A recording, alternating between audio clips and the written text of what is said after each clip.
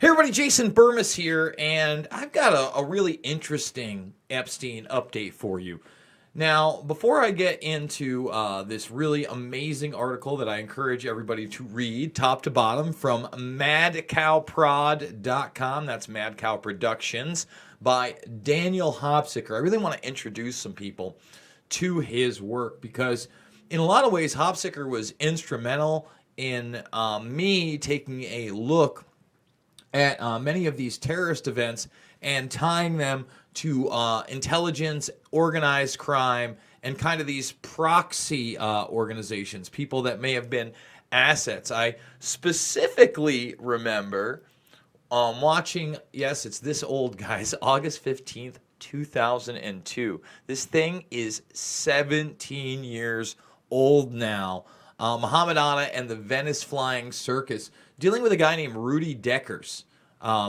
This Dutch, I'm not sure if he was a national. It's been a long time since I saw this, but this Dutch pilot that didn't seem to have any means, any money, and then all of a sudden he's connected to these guys, and he's got all sorts of means and much, much more. Now, if that was all he was doing, I would say, wow, that was pretty amazing. But he also is behind Barry and the Boys, which is a book all about Barry Seal. It's called The CIA, the Mob, and America's Secret History. And if you've been watching this program, you know that's something I focus on. I focus on the cabal, the network. And this article actually ties all the way back into 9/11 at the very end, which is very interesting. I didn't see it going that far, but kudos to Daniel Hopsicker for this upcoming article. If you enjoyed American Made, largely that was a puff piece, and Barry and the Boys really tells it like it is. Yes, Whitney Webb's fourth piece was just released. I actually was in contact with her earlier today. Hopefully, we're not only going to set up that interview or the debate I talked about with Whitney and Gabe Hoffman over possible intelligence connections, but hopefully we're also going to get her on just on that fourth piece and possibly a preview of the spin-off article that's going to be coming up. But getting back to Hopsicker. Epstein docs a Florida deep dive, okay? So if you're taking a look here, this is Virginia Roberts Gouffre, and largely the beginning of the article, other than talking about the relationship to Bill Richardson, who we've talked about, the ex-governor of New Mexico, the former presidential candidate, the Bohemian Grove keynote speaker, Carlos Condit's uncle, sitting front row at the UFC when Condit fought GSP, I believe it was, and then former Senator George Mitchell. And like I said, those, and I think Dubin, were some of the biggest names that came out of there because there weren't a ton of names, okay? And once again, I thought that was really good that he first started off there. But then he really starts talking about Gouffre and the fetishizing that's going on here, and that, you know, this was a girl that was ripe for the pickings. She was abused when she was 11 years old, and a lot of this is from the documentation, by the way. And we're going to get into some of that documentation when we get to a certain point in this article. But basically, you know, they talk a lot about the sex toys, the double-sided toys. I don't want to be too graphic here, but if you're looking at the video behind me, you can kind of get an idea. And this is where we're gonna get into. Basically, he takes a part here where he says, "I would find things like a blank. It's called a double," he said by now sympathetic female attorney. "I don't like to say anything, but these ladies, but I find these things. I put my gloves on, take it out and rinse it, and put it back in Miss Maxwell's closet." And now, we're definitely going to go over this part and where this comes from in the deposition, because he says, where Dershowitz got his massages, the private room upstairs, that was where they kept a lot of the devices and a whole basket of things, continued the houseman. Maxwell had a laundry basket full of toys in that room. So there's the association with Dershowitz in that.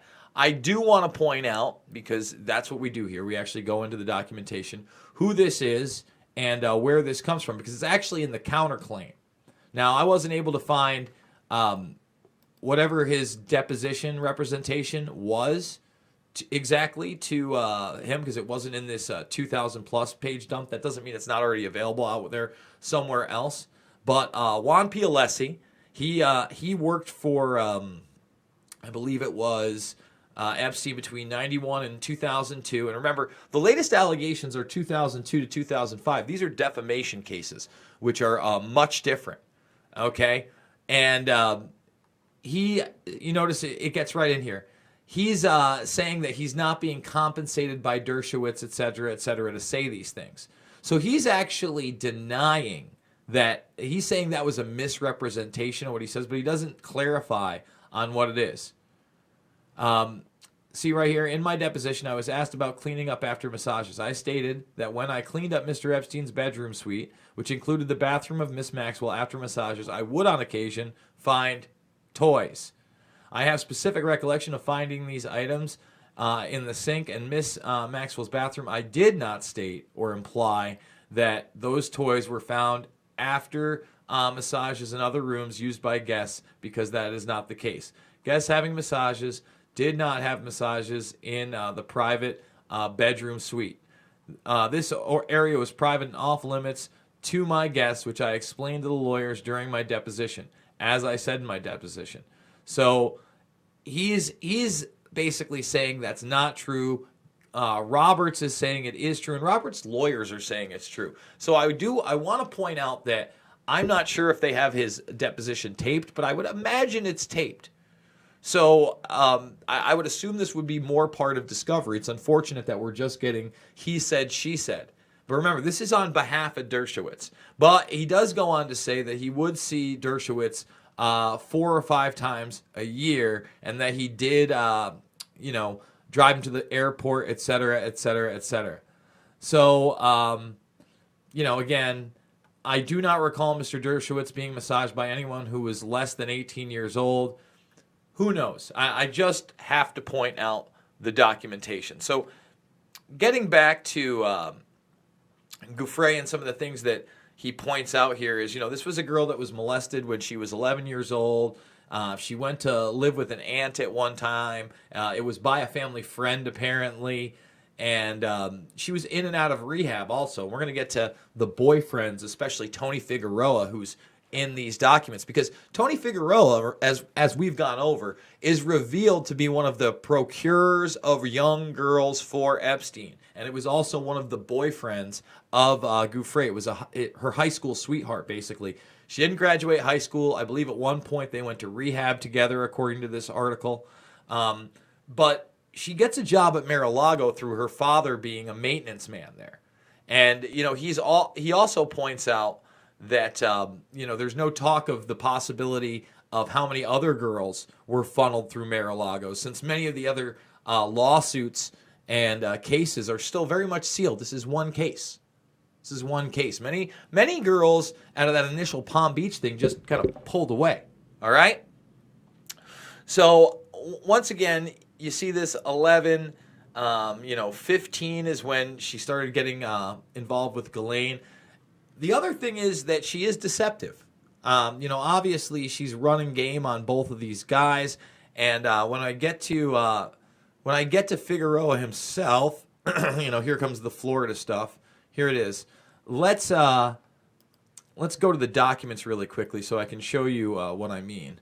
And I remember bringing it up by doing this, because Ronaldo Rizzo is also one of these people that testified. Here we go. Remember this. We went over this in length about the 15-year-old Swedish girl who said that she was on the island, refused to have sex with Ghislaine Maxwell and Epstein, and then woke up not on the island without her passport and stated that Maxwell had taken it from her. That alone is extremely scary. Okay? But here it is right here. And we should really look at this, because remember, we're dealing with somebody who's extremely broken. Okay? Molested at 11, fending for themselves, never finishes high school, alcohol and drug addiction, etc., etc., etc. Then recruited when she was, I believe she says 15 in the documents, dressed up basically as an assistant to women in like the massage places, the gym, et cetera, the bathrooms. It is an undisputed fact that Tony Figueroa testified the defendant would call him to bring over underage girls, and that the defendant and Epstein would have threesomes with Miss Guffrey. So basically, they're saying that, Figueroa testified that yes, Epstein and Maxwell were having threesomes with Guffrey, and that yes, Figueroa himself would bring and procure other underage girls to them.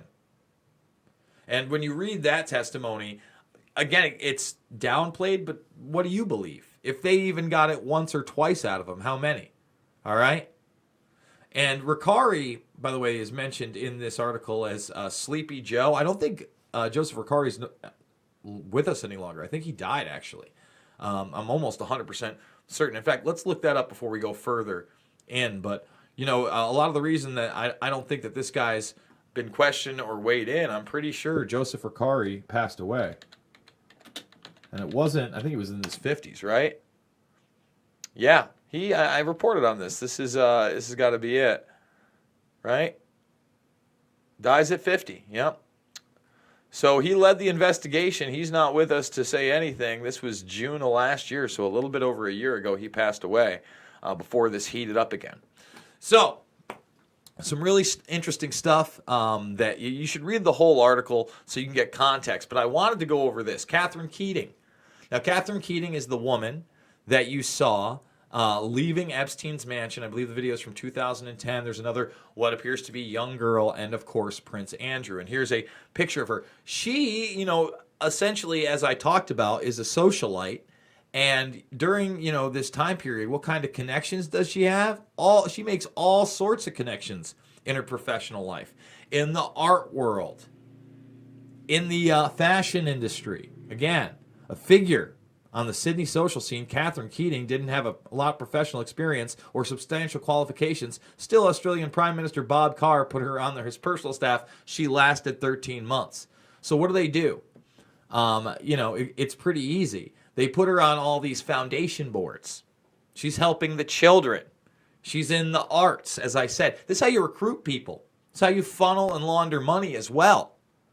And this is how you appear to be benevolent. Huh? Remember that? Remember last night, if you caught my video with Robbie Martin, we were talking about the 181 CEOs, Amazon, Google, Facebook, old Jamie Dimon heading it up, and they're all signing up now to tell you that they're going to put people over profit. They're going to get behind all these initiatives to save the planet because they care so much about you and not worry about the shareholders anymore. It couldn't be a bigger bunch of bullshit. And this is how they mask that. The Whitney Museum of American Art. Oh, the Global Poverty Project. Oh, by the way, sitting in on Economic Forum panels at Davos. And then the best here is that she's the Chief Sustainability Officer at a Beverly Hills entertainment management company. Fingers in every angle of corruption we've talked about at the high levels that have influence and power. Government, entertainment. I mean, I guess she's not involved in sports. We talk about how that also is extremely corrupt and a big power play out there. But there you see it. Global Poverty Project. Oh, they're going to help everything. Come on, give me a break. So really interestingly, at the end of this article, I'm going to skip down a little bit because, again, if you want to see all these people that are in Epstein's little book, including Bob Weinstein, not Harvey. Bob's Harvey's brother. A lot of people forget about him, that it was Weinstein brothers because he's taken so much heat. But like I said, if you get down to the bottom and you get into a lot of abuse stories, he brings up Muhammad Atta's girlfriend, Amanda Keller. And this is why I encourage people, if you can find it, and I know it's out there somewhere online in a ripped bootleg copy, support Daniel Hopsicker, by the way. And hopefully, like I said, we'll get him on so we could really talk deep Epstein. But Amanda Keller was the stripper girlfriend of Muhammad Atta. I know you've been trained to believe that it was radical jihadis that completely believed in what they were doing and were devout Muslims. That's not the case, okay? That's imagination land. That's fairy taleville, okay? And I know the spin is always, well, you know, it says that they're allowed to disguise themselves like Americans on these type of missions. Horseshit. So he's dating this chick, and, you know, she's a large source for the information, and basically he came off like a gangster, like a guy who was involved in drug dealing and other things, and maybe even a little Jack Abramoff, a little Casino Jack in there. And basically he says that Virginia Roberts and Amanda Keller had a lot in common, okay? And that was a really interesting comment. So big ups to Daniel Hopsicker for this one. Hopefully we're going to have him on at length. Yes, Whitney Webb has finished her piece. Guys, we're doing it 3, 4, 5, 6, 7 times a day, all sorts of topics. I really thought this Epstein unsealed document dump was an important one to do. We're going to be following up with some information on Trump. I know Trump's all over the news, and I haven't covered it. He's doing and saying wild and wacky things. Some of them on point, by the way. He just called out Jay Powell of the Federal Reserve, saying who's the bigger enemy, him or China. So that's a really interesting comment. Obviously, his comments on Israel lately are just over the top. The bombing campaign that we just found out about in Iraq is very noteworthy. We're going to try to get to all that and a whole lot more. And I'm doing it with your help. It's Burmese Brigade Media Month 3. If you can spare $5, $10, $15, this is how I do it. I don't have a Patreon. I don't have a Subscribe Star. I've got a Bitcoin address, but I got to be honest, not a lot of people donate to it. And 2, I don't really move it in Bitcoin. It's kind of more like a savings fund. So if you like my work, I give everything away for free. All of my films are free on the page over there. Just go to my playlist, Invisible Empire, New World Order Defined, Shade the Motion Picture, Fabled Enemies, which shows you the international intelligence network that actually did 9/11. Let's be honest. That's the network. You need to watch that film. Fabled Enemies is a must-watch. With that being said, guys, we got a lot more coming, including a walk and talk with Karma. She's doing well today, so we'll see you on the flip side.